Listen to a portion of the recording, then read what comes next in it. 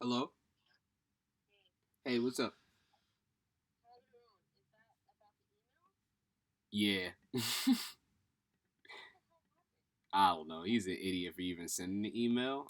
But I mean like everybody feels that, but like I was just like, dude, it's not even worth sending. But I don't know what happened. He didn't hit me up after 10. Apparently he had a meeting with Sharif at 11 a.m., I think.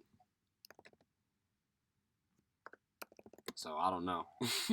But I was like, I was like, maybe Valent has it. So I was like, let me reach out. That's why I hit you.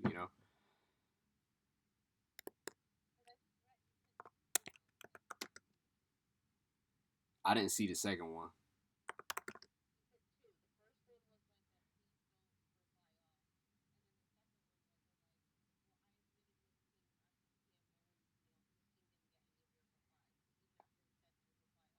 Oh, I did see that one.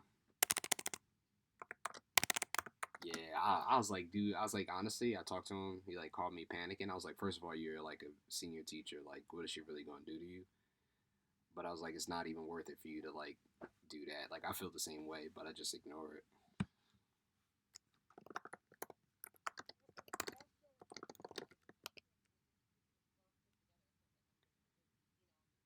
Right. Yeah.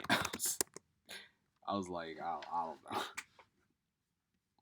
I was like, dude, like next time, just like don't even trip. What's the name? I'm about to get on a video conference. Video host. I'm about to do like this. One of my friends is mentoring me. I'm about to get on a Zoom video chat any second. Thank you for that information. I really appreciate it.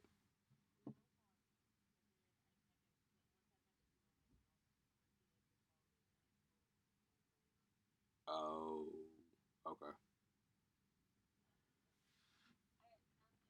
All right. Chat soon. Bye bye.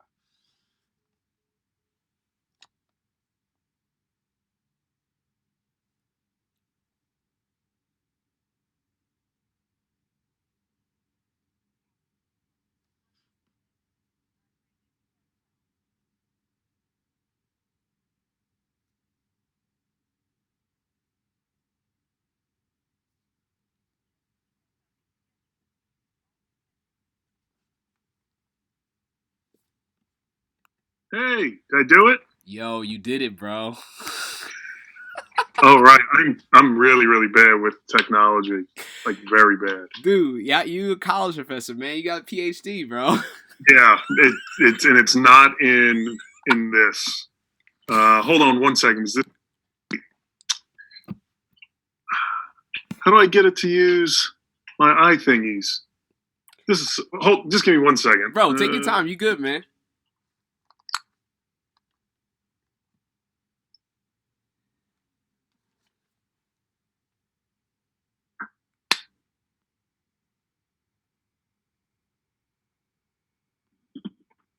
Okay, can you hear me? Yeah, I hear you now. Yep.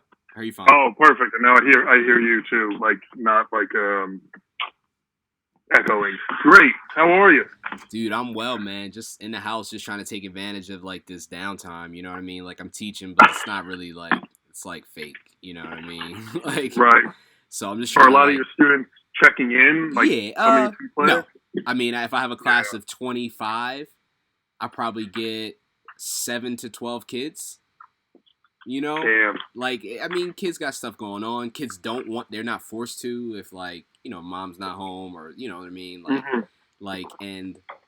And some of them probably just like yo summer vacation, and some of them are Yeah. smart because a lot of any kid who reads anything, a lot of states are moving to pass fail for the like last marking period. So if you pop in a little bit, you do a little bit of work, and then you know what I mean. It's like non-committal, you know. Just get that low C and you just keep Yeah, pushing. and you pass for the marking period, So, but yeah, man. Wait, how are you doing, man? You bounced back. You were like effed up. Yeah.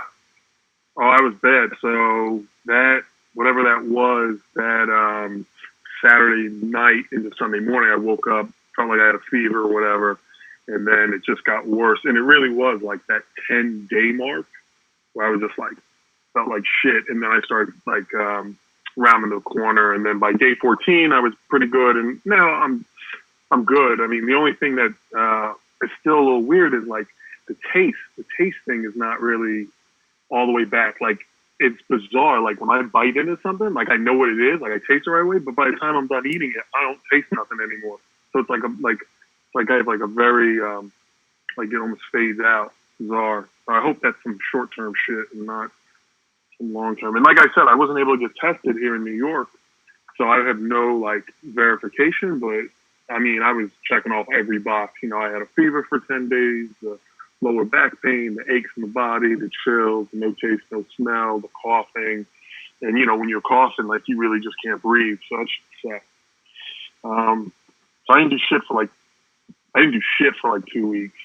And now I spent like the last 2 weeks kind of like bumping around and like now I gotta start doing something. But you know, it's hard, man, when you know, you're still getting a paycheck every 2 weeks and there's no accountability. So I'm like, well, fuck it. Just, you know. Dude, I'm so intrigued, man, and like honestly, like I mean, now that I'm like in it, so like I'm starting to do more research and like peeking around. So I was like, Jazzy, let me just look up, you know. So what I've been doing is like, I'll look up someone like my mentor, like I looked her up and then I just read through her CV. So let me like Google Calvin. So I'm like, so I Google your name and I put CV and then your website came up. Like, oh shit! But then I was like looking through and I was like, damn, you got some publications going, man. You had like every year, like Yeah. that's awesome, man. Like I just wanted to like ask you a few questions, like Oh, absolutely. like what's the peer review process like? Like when like so you find a journal, you know, you do your piece and then you submit it. So what happens after you submit it? A whole bunch of things can happen, but the kind of three things that could happen is one, they can outright reject it, which is, you know, like I've had experiences. I've had both experiences. I had experience with one journal where, like within a week, they were like, "We're not taking this," which is great because what that basically is then you can turn around and send it to another journal. Because in the peer review process, you cannot send an article to multiple journals at the same time. That was one of my questions, man. Wow. Yeah.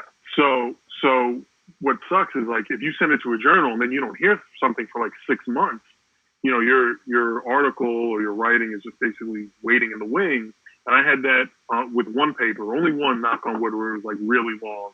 And then they finally like, oh yeah, we're just not accepting it. So that's like 6 months of you just waiting. And there's politics and like, you know, how long you should wait to ask the editor as kind of like a nudge, like, hey, you know, just want to follow up on the paper that I submitted, you know, how's it going? Because you don't want them to think you're a dick or being pushy, but at the same time, you have to like kind of move it along. So one is that you can outright reject it. Two is you can get what's called an R&R, like review and resubmit, which is probably what I would say 90% of people get if you move past the rejection. Like, where, you know, they send it out to reviewers say it's a good piece or it's a great piece, but it needs some modifications. Maybe the methodology needs to get beefed up. Maybe the theory needs to get beefed up. A lot of times what you'll see is they didn't cite such and such. And then you can be like, oh, that's probably who such and such is because it's a blind review. So you don't know who it is. But if they're like, they should cite Smith 2010 to 2020, you're like, oh, this is probably Smith who probably wants his shit cited. Right. And, you know, and then the way that goes is, you know, the editors usually give you a certain amount of time to get those edits in. And then, you know, it's really on you to either accept or reject what the reviewers say. And, you know, my rule of thumb is accept what they want unless it, like, you know, completely goes against what your article is. So, you know, I don't give a fuck about grammar. Like, if they're like, you should use this word versus this word, I'm like, cool, I'm not going to fight them for that. But, like, I had one paper where the one reviewer was like, well, where's the feminist critique in this? Where's the feminist critique in this? And I was like, that's a great point, but that's not what this paper is. Like, that's a completely other paper because putting a feminist critique on this issue around drug dealing or drug using written in hip hop, I was like, that changes the whole paper to something different. So, you know, the language that I was told by my advisor, you always use it. That's a great point, but it falls outside of the scope of what, you know, this paper is about. And then the third thing that can happen is you just get outright accepted, where they're just like, this is great. Maybe there's some cosmetic things, or maybe there's not, and they just accept your paper. The peer review process usually takes a couple months to a year. I just had a paper that I wrote with my advisor and another young lady. We wrote that in summer of 2017. It was accepted to the Journal of Negro Education in some point in 2018, and it's coming out soon, hopefully. So like, it's supposed to come out in their winter 2020 issue, which literally this past Friday, I had to get all the like last minute edits into them, and then that becomes crazy because usually after the R&R, if they accept it, if there is any kind of little cosmetic things like you forgot a citation, or the year in text doesn't match the year on the reference page, you got to change those kind of things.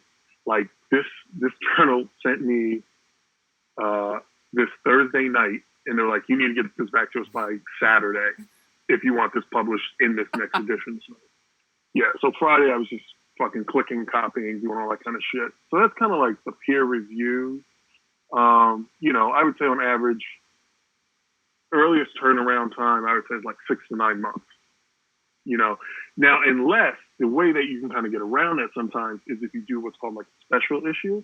So some journals, and it seems to be kind of a growing popularity where, like, say a journal, has 4 issues a year, they might actually do like one of those issues. My wife's about to walk behind. Oh, yeah, it's cool.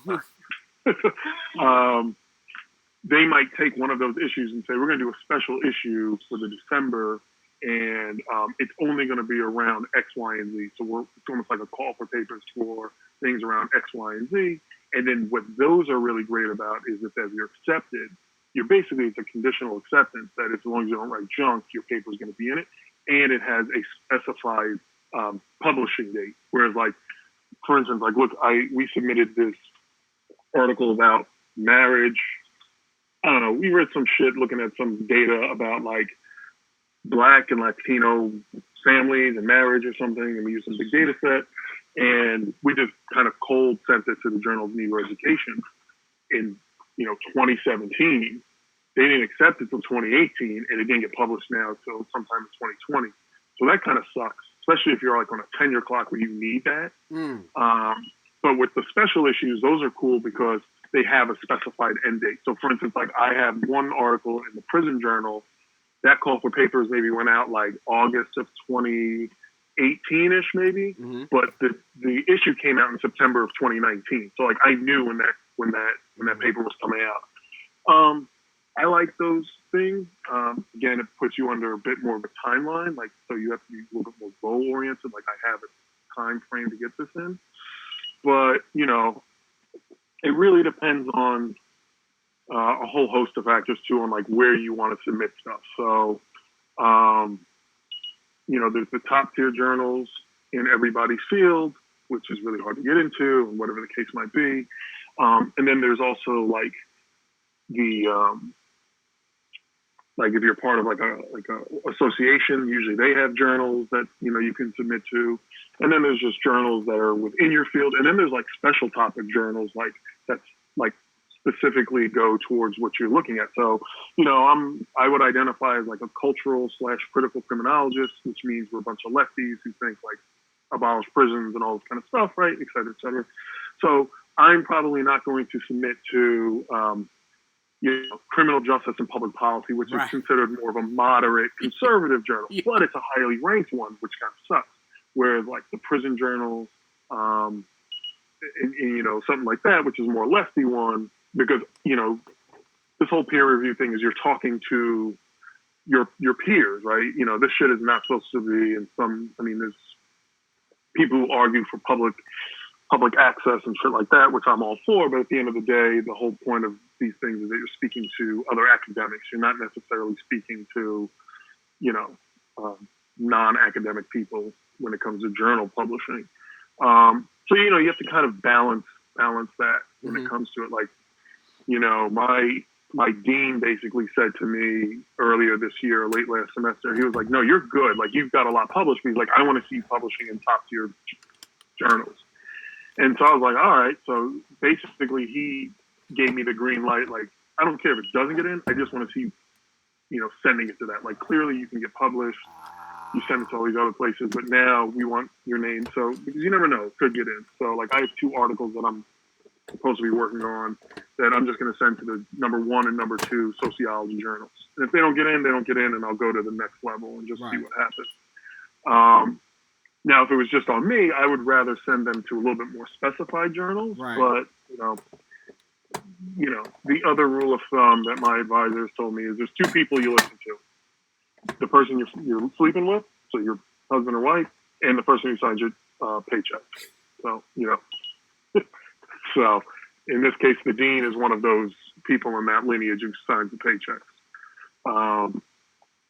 So, yeah, I mean, in your program, did they talk a lot about peer-reviewed stuff and that kind of shit? Yeah, so here's my situation. I don't mean to bore you, but so basically, I was probably in my program for just in the writing phase for 3 years. And the first year and a half, I had my head up my butt and I didn't really do any writing because I was getting married.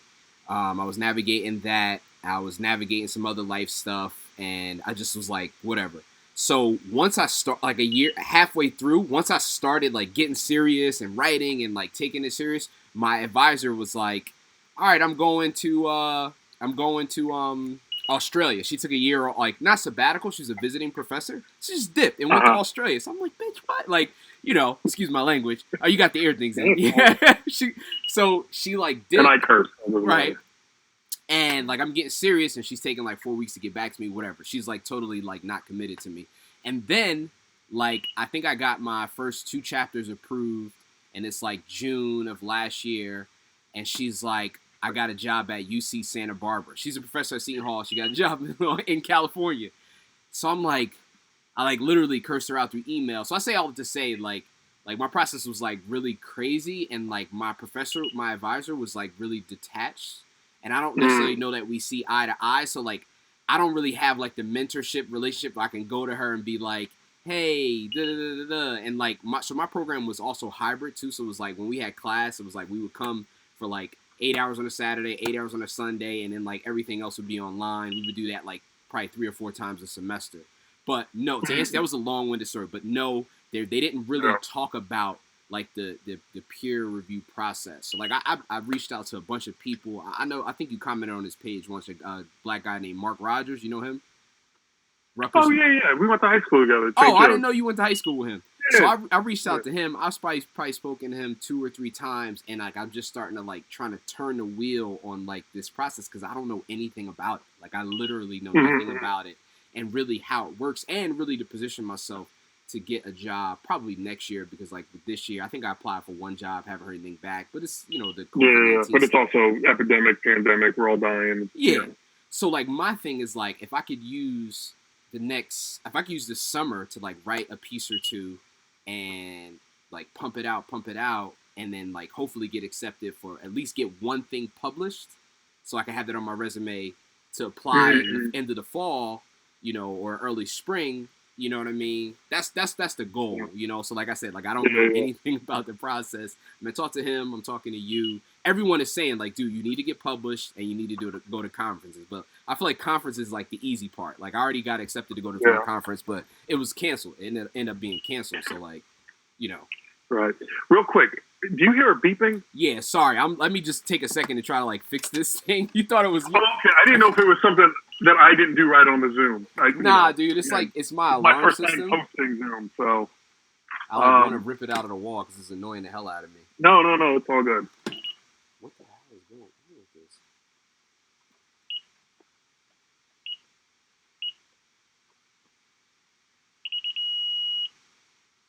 My son is asleep too, so I'm like trying not to make too much noise with this stupid machine. Yeah. Oh, here we go.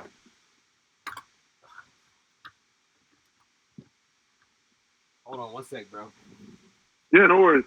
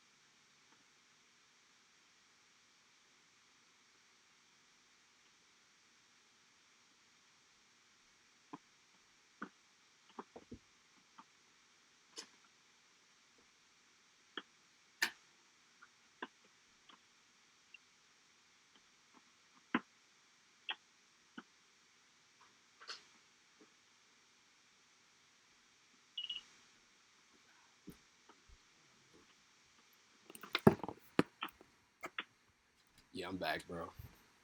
No, no worries.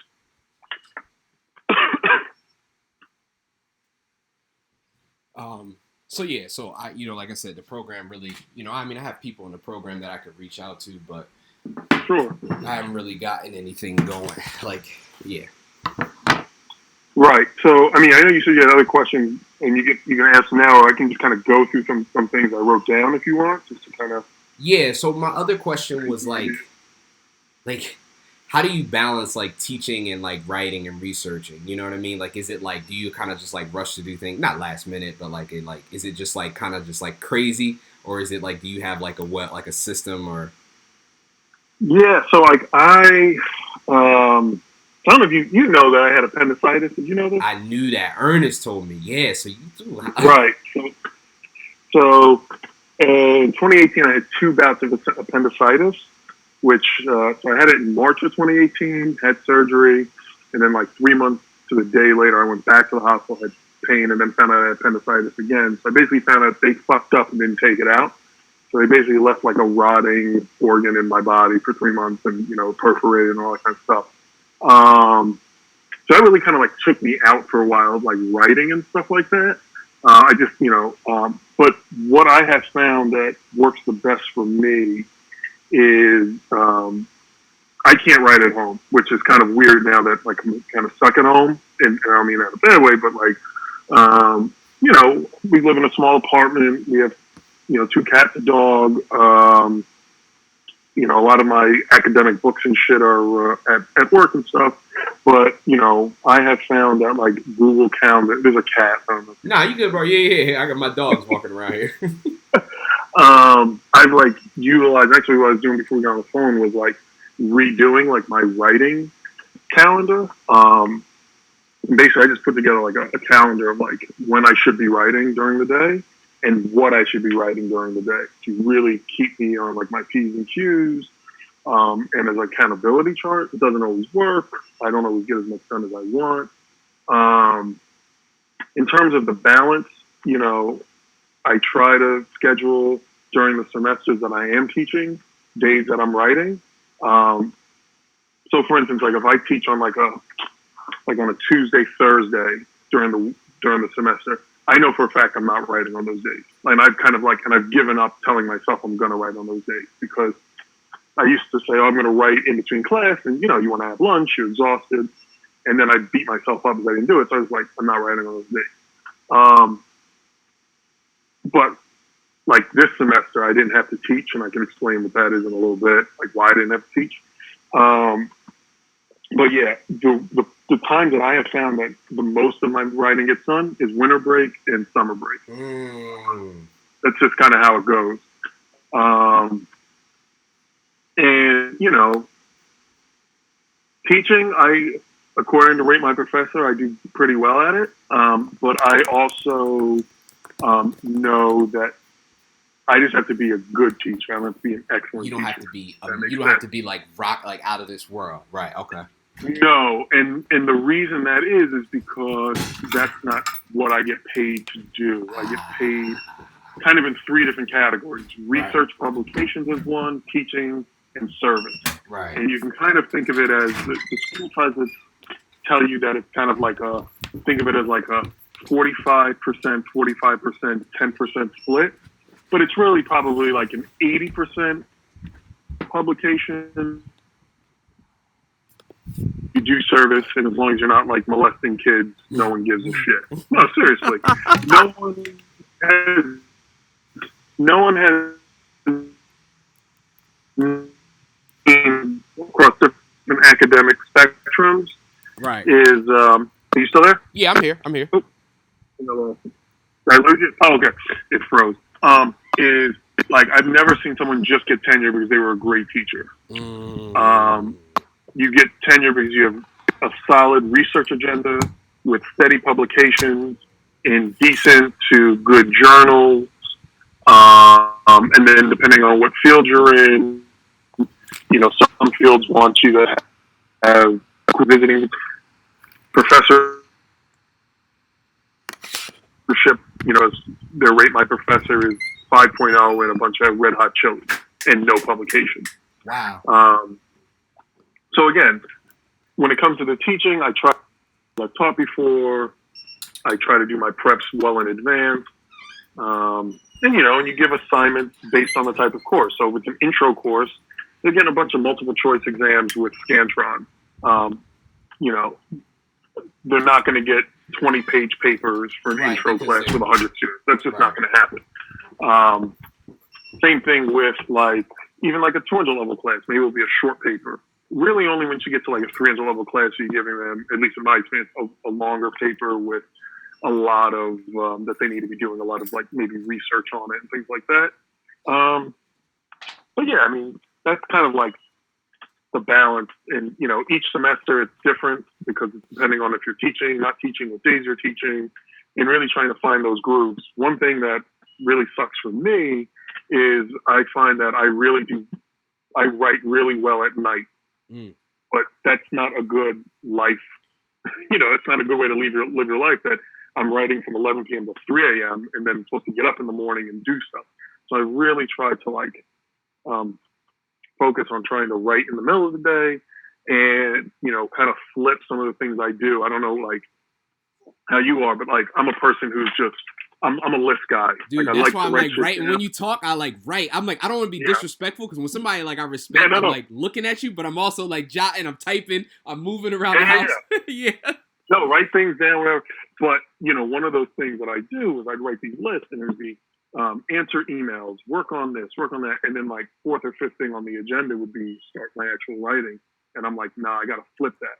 You can't waste the first 2 hours of your day when you have all the energy answering everybody's email as opposed to using that and then answer emails at the end of the day. No one's that important. I mean, if it is a really important email, you answer it. But I don't need to be answering students' emails as soon as they come in and just telling them, you know what I mean? That kind of shit. So yeah, that's kind of how I try to do the balance, and have try to really have writing goal deadlines. And a couple ways that I've also done that in more recent years is I have a colleague, we went to grad school together. I didn't know her in grad school. I met her at an alumni event, but she and I do a weekly check-in. So we spend about 45 minutes on the phone. What did you get done this week? Did you hit that goal? Why or why not? And then we email each other when we get off the phone, what the following week goals are going to be. So, it's kind of accountability. When I was in grad school, I used writing groups. The problem with writing groups sometimes is you got to be really careful that a writing group doesn't turn into a complaining group. Because a lot of times that can be it, or it becomes a hangout group. If you're really going to be serious with a writing group, it's got to be either that you guys are hunkering down and writing together. I can't do that. That's not me. But I can do a check-in writing group. So if we are going to say once every 2 weeks, and in those 2 weeks, 2 out of the 4 people are going to send their writing a week in advance. So then that way we can discuss it. I can do that. But I can't, it's not me, go to a cafe with people and sit down and write. Yeah, no, it's yeah. No, I very much like being isolated when I write because for me, writing is a process. I sometimes get up and start walking around. I talk to myself out loud. I probably look like a crazy person when I write, but that's just how it works for me. Yeah. So yeah, that's a very long answer to your question about work-life balance. I don't know if I've ever, I don't know if I have a golden rule to it, but it's just you just got to keep it pushing at some level. Yeah, and so has your rule of thumb been? I was looking at your website. Have you been trying to hit 1 article, 2 articles a year? Is that your? Yeah. So it's really funny because this year the kind of goalposts changed at Hunter, which is really funny. So I was at Montclair for 2 years, and I got the job at Hunter. And when I got there, they were like, yeah, if you're publishing consistently, that was the term that they used, consistently, and that's kind of a vague term. And then they moved to you should be thinking about having 2 publications a year, right? That should be your rule of thumb. And then it moved to you should not be publishing in pretty much anything less than peer reviewed, right? And then they were like I said, in my meeting with the dean, he's like, yeah, you should just be shooting for top tier journals. that's all of the kind of like what you should be publishing is school specific. Now if you're trying to work at, say, like Rutgers, which is an R1 school, they're going to want a fuck ton of work. Now, you're in education, so might be a little bit different, but speaking from a social science lens, they're going to want grant money. They're going to want a bunch of publications from top tier, probably only. They're going to want you to have some kind of national platform, right? Maybe you're a CNN contributor or some kind of HuffPost op-ed that you're writing on a weekly. Whereas like Hunter and CUNY in general, like it's a teaching school. Hunter's historically it's a teaching college, but they're trying to move into this kind of research, which we have a lot of people who do a lot of that. So yeah, I mean that's kind of the thing. I mean, that's one thing I wrote down in terms of publishing again. I know folks in the School of Education at Hunter, and Hunter's got one of the top ones, at least in this area that I know of. Especially for urban ed. And just in talking with them and stuff like that, it seems like it's pretty similar. But you want to get peer reviewed. That's number one, right? If you're going to publish, you want to go peer review first. Book chapters are cool. Like if there's an edited volume for like call for papers, that's really good. My rule of thumb with those, because I've done a couple, I'm an editor on one. Like I put one together with a co-author or co-editor, like we did one with Routledge, is save all your data for peer-reviewed journals. Any kind of book chat that you do, make that either more theoretical or like content analysis. Because again, the weight on publications, peer reviewer weighted more, so you don't want to waste data on something that's weighted less. Because again, you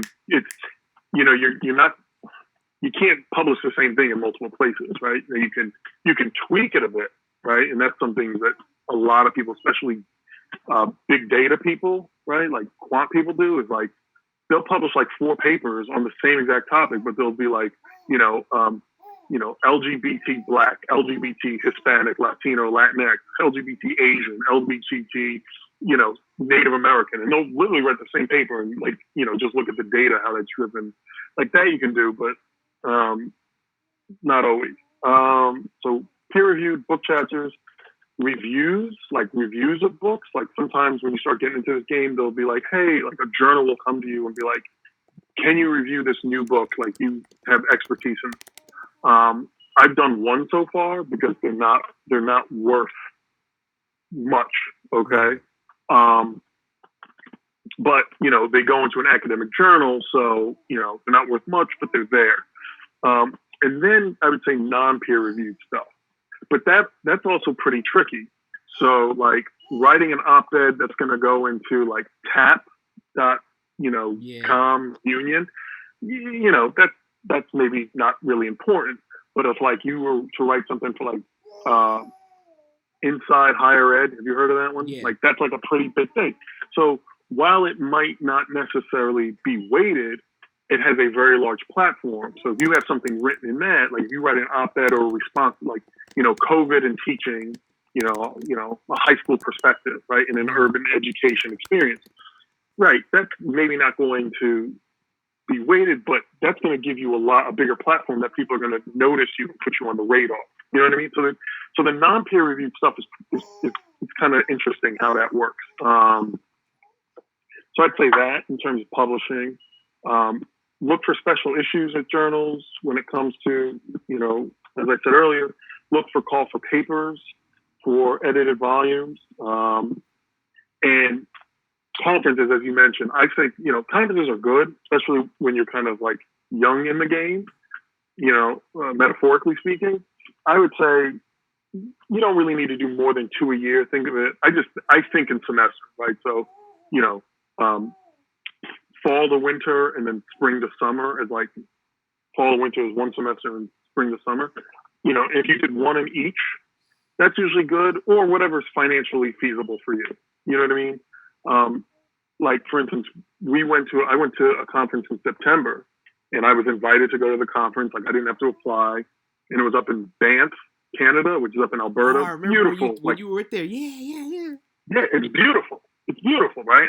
But it was fucking expensive, right? It's expensive as hell to get there. It's expensive when you're there. So it was a bit more expensive. Like it was. I mean, I'm hopefully going to get reimbursed at some point from Hunter, but it was more money than I wanted. So don't go broke trying to go to conferences, right? And then memberships. You know, you want to be you want to be in like academic associations. That's really important for one, networking, job posting, what the field is basically saying, because usually the benefits of being in those associations is you get access to those associations' journals. Like a lot of associations have journals have attached to them. So you'll get membership access, whether that's physical hard copy or you get the e-version. And then that way you can kind of keep up with the literature that's being written about. I would say, you know, and I'm not even following this own rule of thumb right now because, again, you have to pay to be in these academic memberships. But I would say you want to be in at least 3. One, whatever the biggest one in your field is, right? So, like in education, I've heard of AREA. Have you heard of that one? AERA. Like, you probably want to be a member of that if you're not already, right? It's huge, right? You want to also be in whatever your regional one is. So we're in the Northeast. What is that? Because, you know, those regional conferences might be New York, New Brunswick, Boston. You know, they'll be in the area where you can get to, even if you know, make it a day trip kind of thing. Like if it's in Philly or whatever, you don't have to spend money going to like Vegas for like a 3-day conference. And then the third one you want to be in, at the very least, is like a specialized association. So whatever your field is, like specifically what you would say your academic expertise is, you want to be in that association because then you're going to get the network of people in those areas. So, you know, while there might be, you know, while the big org might advertise education listing jobs, they may not be in a field that you need. Whereas like the association that is specialized, they might be the ones who get the insider knowledge. So that's what I would say for memberships. And then, you know, you just renew them and whatever the case might be. I haven't renewed in a while, but I have to. Hey, buddy. Yeah, I mean, and you know, the reason why you go to conferences is because then you can see who the big people in your field are. You can network. A lot of times, the conferences they'll have like job talks, so it's almost like speed dating.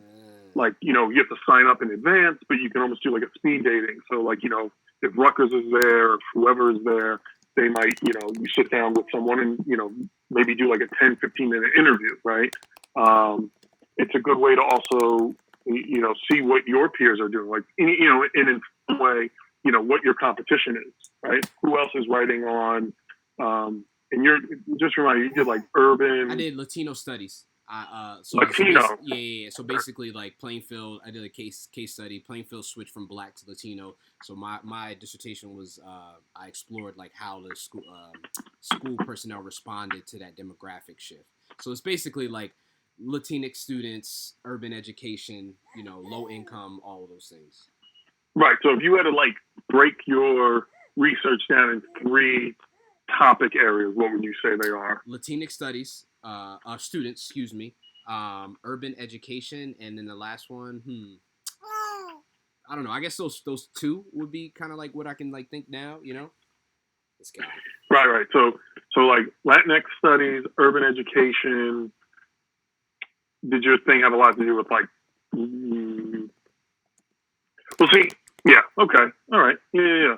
Because you might even want to broaden Latinx. You might even just want to say, you know, you do stuff on Latinx/race.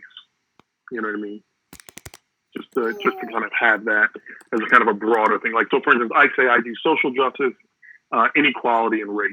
Right? My research is on prisoner reentry, but you know, I say these broader terms because that looks broader than, oh well, if he only does prisoner reentry, right? Then we can't hire him for this job. Right. Now, what's really great about and that's why I'm kind of like wrestling with, you know, don't throw Latinx or Latino studies out because that's pretty probably popular right now, given everything in the country and those demographic shifts. And you do quantitative or qualitative or mixed methods? I did qualitative. Okay, so you did qualitative work. So would you do interviews or focus groups or just yeah, with students or with their parents or with teachers, school personnel? So like the superintendent, principals, teachers, guidance counselors, yeah, anyone who like so worked in the school. And I kind of looked at the difference between male versus female, experience versus non-experience, like people who've been there 2 to 3 years versus people who've been there 15 plus and things like that. Yeah. So, just think about that because, that's going to be like the kind of like buzzwords that you're going to need in these places. Like, what do you do, right? As they say, your elevator speech, right? And, 3 different areas. So you're a qualitative researcher who does urban education on, Latinx populations, things like that, so people know that. In terms of publishing, as you said, like trying to use this summer, I think it's a great idea. I think your goal is to have at least one publication under review going into the fall, because a lot of times academic job postings happen from summer till about November-ish. And, it's during that time period that people are being invited on campus. So, right now you probably need to start putting together any type of package for your teaching, like that you're going to submit to different schools that you apply to, with the idea that if you're brought in for an interview, that would probably happen somewhere between probably late September to early November of 2020, for the idea of a job starting in fall of 2021. All right, and the reason why you just want to have something under review, because under review looks good. Even though it's not published yet, just having something under review looks good because it means that you're actively working towards publication. You know what I'm saying? So even if you just write something and, it's not, the best thing since Einstein, that's fine. But as long as it's under review, and then it also gives you that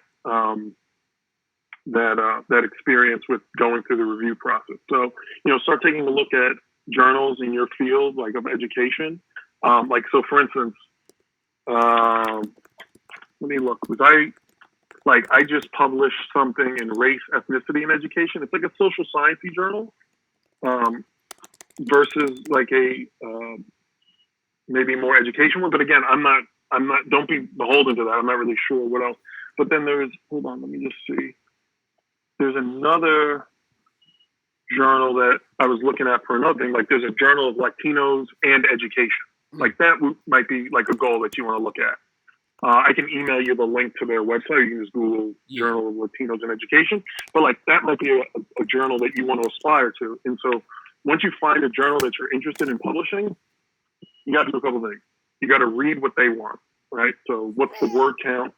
What's the references, right? Is it going to be an APA, MLA, Chicago, because those are like the little things that they'll nick you on. So if a journal wants it in APA style and you give it to them in Chicago, they might just outright reject it. Then they don't have to deal with you. So same with word count, right? If they say they don't want more than 5,000 words in total, don't give them 10,000 word essays. Then they're just not going to read it. I also like to. Now, do you still have access to like your Seton Hall library? That was my other question. I have access to it until I guess May, but when it comes to like navigation, being a black male, I'm sleazy. Like that's the name of the game for me. It's like whatever you have to do to get it done. So I was thinking about just hitting up one of this girl. I actually like mentor people that are like not done yet. You know what I mean? So I was just gonna be like, yo, let me get your login. I'll give you $50 because I need to be able. Because I was like, well, how can I like look at all of this stuff if I don't have access? Like I know like if you get the school login, you have access to all the databases and things like that, all the journals. So that's my thing. I was just gonna reach out to somebody and see if they just let me get their login because like once I graduate officially, even if I'm not walking or being hooded. Like, oh right, because you're not doing that. Yeah, I mean, I'm gonna do it next year. Like, whenever they say we can do it, I'm gonna do it because, like, yeah, right. I've worked my ass off to get this degree. Like, I'm getting hooded. So yeah, so Right. I'm gonna. That's on my list of like to do things is like to maintain access after they shut it down. Right. And so when you also and so look at what the word count is, look at all that, and then just look at already published papers in those journals because you want to be also like if you start to see a pattern that each journal has subheading intro, literature review, results, discussion. That's how you want to frame your paper too. You don't want to be going outside the wheelhouse. Third thing is cite that journal. Look at past um,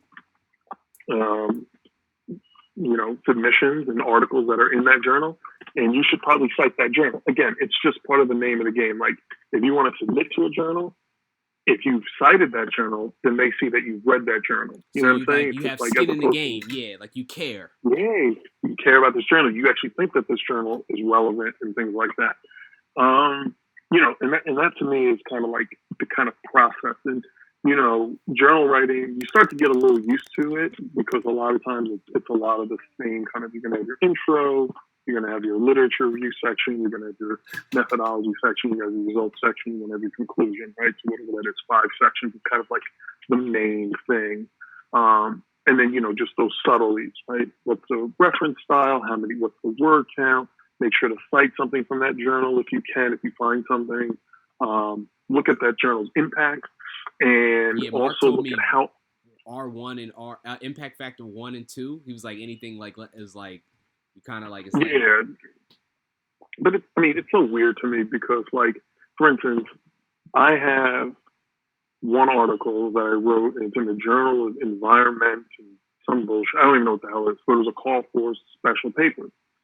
And it's the most cited journal article of mine. It's got over 120 citations already. It came out in 2016. It's huge. That research was cited in the Washington Post. I got interviewed by Le Monde, which is like basically the New York Times of Paris or France, based on that article.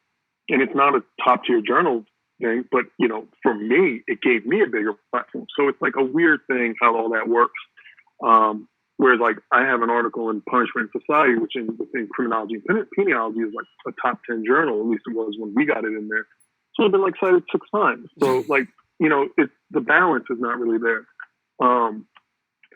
So when you look at the impact factor, you also want to look at how often is the journal published.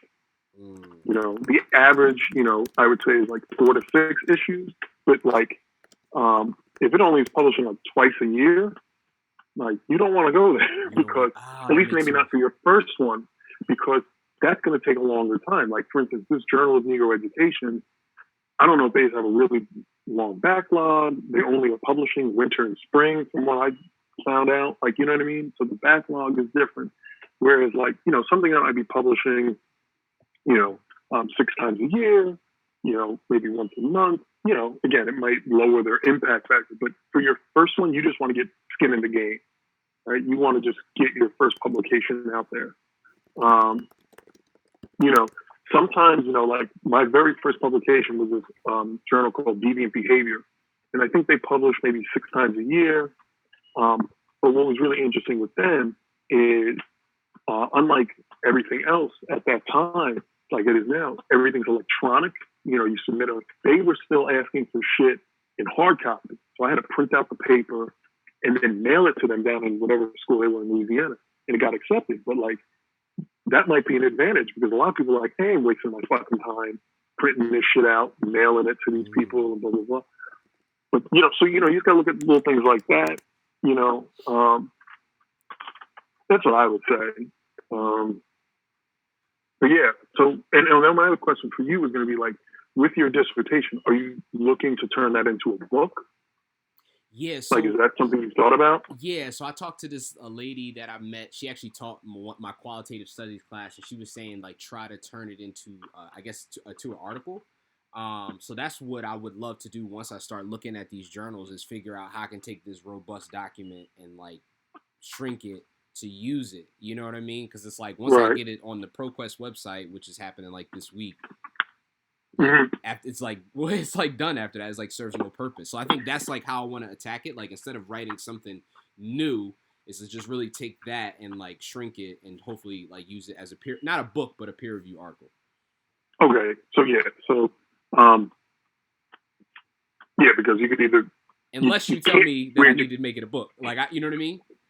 Well, there's different rules of thumb. But if you were thinking in the sense of like, I want to turn my dissertation into a book, you'd have to be a little bit more hesitant of taking parts of that out and making it articles, because a lot of times book reviewers or presses will be like, well, how much has it already been published of this? You know what I'm saying? They may not want that. They might want original content. So, for instance, like my goal is to make my dissertation a book, right? So, a lot of things that I've written on has either been like stuff that either wasn't really a lot in my dissertation, I've expanded upon afterwards, or stuff that I'm going to not hit on much in the book. You know what I'm saying? Because I've already used it as a peer-reviewed article. If you want to do just articles, that's also totally fine and stuff like that.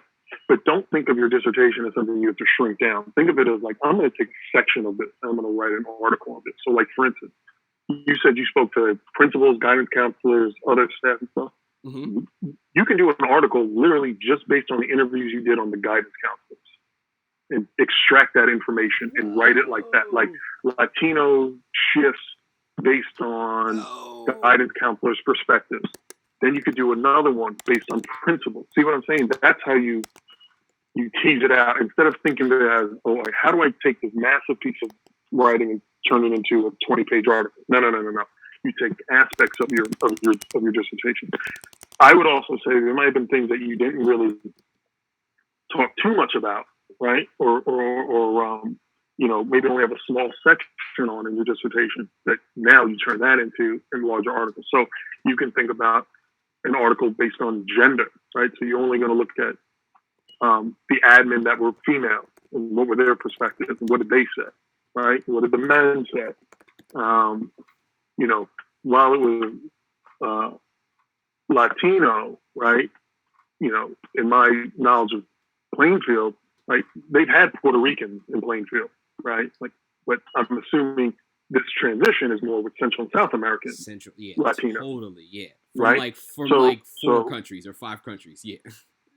Right. So while they're under the racial umbrella of Latino or Latinx, there is still different ethnic differences in the, I'm making this up as I go along, but just think about it like that. In terms of writing articles, and the things that aren't going to change from your dissertation in these articles is your methodology, because you're going to say, I've spent 3 years or however many years speaking and doing qualitative research with administrators and whoever else, blah, blah, blah, blah. What would change is if you were to go like that route of like just looking at what guidance counselors say, you would be broader, but then you would give more specificity to who the guidance counselors were, right? Like, I spoke to 101 administrators. Of that, 50 of them were guidance counselors. You know what I mean? And then, break it down. And 48 of them were men, and 2 of them were women, and 38 were black, and 10, whatever the case would be, just for that. Your literature review is going to be very similar, right? Because, you're going to tease out a bunch of shit, and, literature reviews are, you write a sentence and you just cite 80 people. You know what I mean? And, yeah. You just kind of, that becomes sometimes the most tedious parts of it, because you can't really copy and paste because then you're plagiarizing either yourself or someone else, but, you just have to reword it. But it's going to be basically the same core theorists and things that you discuss. And then your results are going to be different. And then your conclusion, right? And then that's something else to look at, depending on what journals you go to. Is it a journal that kind of wants policy recommendations, right? Because, you're going to put that in there. Is it one that wants more theoretical? Does it want something with, what the next kind of steps are? And you're kind of like leaving the paper with, while this paper looks at guidance counselors from this angle, future research should say and look at these questions and this set of ideas based on what my research has found. Yeah, so I would say that in terms of articles, break it down. All right, cool. Don't just do one big thing. Don't try to turn your dissertation into an article. How many chapters is your dissertation? 5. And there's how many subsequent like results chapters? Well, the 5th chapter is like my results. It is broken down into like recommendations for policy, recommendations for future research, recommendations for practice changes, and it's intro summary, recommendations for policy changes, recommendations for practice, recommendations from future research, and I'm missing one. Practice, policy, future research. Damn, why am I think I'm missing one? Yeah. Well, I've heard 3 articles. That's 3 different articles right there. Okay. All right. You have a policy article, you have a practice article, you have a future research article based on your research, and whatever the 4th one is. That's 4 different articles. Right? You're not going to do all of that in one article. Got it. Okay? Before we hang up, I know we've been on for a while. I want to ask you some stuff about your job. Like, why did you worked at Montclair State for 2 years? Why did you go to New York? So I had already been working in New York, right? When I was doing my dissertation, I was already adjuncting within the CUNY system. I went to CUNY for my PhD. I knew Hunter. I've been teaching at Hunter since 2010. Really love Hunter. Funny enough, when I was applying for the job at Montclair, Hunter was also hiring. I applied, didn't hear shit back. Like, they didn't even give me an interview, which, whatever the case might be. And then I was at Montclair, and I was cool with Montclair. I liked Montclair. The thing I really didn't like about Montclair were the students. That was the fucked up thing. And what was wrong with the students? Were they like stupid? So the asterisk of that is, I think I didn't like the students I was teaching. So I was in the Justice Studies department at Montclair. And the Justice Studies department, if I remember right, had 3 different tracks. They had a criminal justice track, an international justice track, and a family track. So the family folks were folks who typically wanted to go into social work or kind of counseling, things like that. The international law folks were people who wanted to go to law school and do like UN type work or work in like, fucking conflict areas. A lot of the criminal justice track were people who wanted to be cops. So I was getting a lot of like the suburban white kids who all wanted to be cops and were pretty conservative. They just pissed me off. They didn't really have that kind of same insight. No, I was cool with like the black students there. I was like going to all like the different black students because, unlike CUNY, like Montclair was like, we had a full campus, and there was like clubs that people were doing shit. Not that Hunter doesn't, but like Hunter's is a very commuter school. Right? It's just literally in the middle of Upper East Side Manhattan. There's no like yard or fucking like greenery. You know what I mean? It's like 4 fucking buildings, and you go on the subway and you go home. So I applied for the Hunter job again and got it. And why do you take a new job? They pay you more money. I was already living in the city. My wife, who was my girlfriend at the time, she's from Brooklyn, living in Queens where I now live. We were thinking about moving in with each other. I did not want to do any type of commute from Queens to Jersey. That would have been a nightmare. And relatively, even though they're kind of ranked in the same area of like whatever, like Hunter and Montclair, the CUNY name kind of rings out a little bit bigger than just Montclair. While Montclair is considered, I think, the number 2 state public university behind Rutgers, there's a really big drop between like Rutgers and then Montclair, William Patterson. And that's not taking anything away from those schools, but that's just what it is. Whereas Hunter is part of CUNY, which has a kind of national reputation, and Hunter is like the premier CUNY 4-year school. Wow. It's one of the best, along with like Baruch College and then City College. I think those are like the 3 best. And Hunter is very well known for urban education, social work, and nursing. Those are like our big 3 areas. Baruch is a business school, and then City College has like engineering, architecture, shit like that. Wow. I like being in the city. I like being over here. And then so I don't teach the semester because CUNY gives, well, not the union negotiated however many years ago that junior faculty get 8 course releases that they have to use within their first 5 years, which basically means that you get your full pay and you can take off. Now, it has to get signed off by your boss and administrators, right?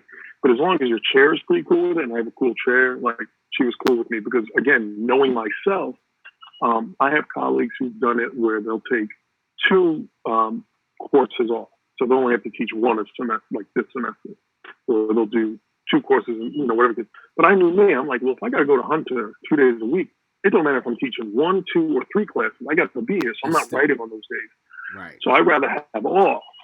You know what I mean? That's the way I operate now. Before this whole pandemic was going, I'm at Hunter like 5 days a week because that's where I write. So even though I'm there a lot, you know what I mean? Whereas like I have colleagues who are like, I teach Tuesday, Friday. That's the only days I'm ever going to be here because whatever, they're writing, whatever their process is, it's away from campus. But, I go in my office, shut that fucking door, I turn off the light, have my little lamp on, have my little coffee machine, and I get to work in my office. And I'm there, I'm out of the house like 12 hours a day. I get up, go to the gym at 6 in the morning, do boxing, go to Hunter, have a little breakfast, then write after the evening, and then I come home. So I'm usually out from like 6 a.m. to like 7 p.m.